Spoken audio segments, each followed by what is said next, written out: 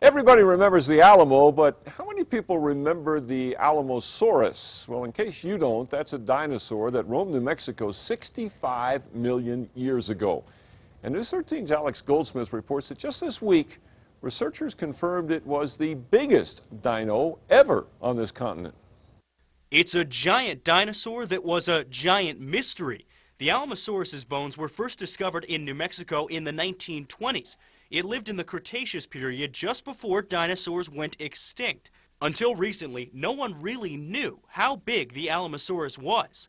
But between 2003 and 2006, paleontologists came across an unusually large part of an Alamosaurus vertebrae in the same area, the San Juan Basin near Farmington.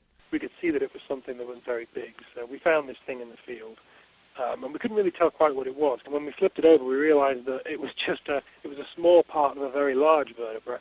Those bones led researchers at Montana State University and State Museum of Pennsylvania to conclude this week that the Alamosaurus was the largest dinosaur on the continent. How large? Researchers say this dino weighed about 70 tons. A femur of a sauropod dinosaur would be longer than I am tall. Tom Williamson with the New Mexico Museum of Natural History is very familiar with the Alamosaurus.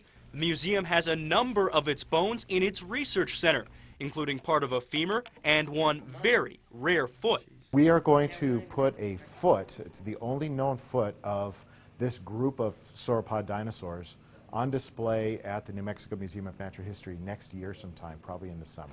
Meaning you'll have to wait at least a few months if you want to see what's left of this record-setting dino for yourself. Alex Goldsmith, KRQE News 13.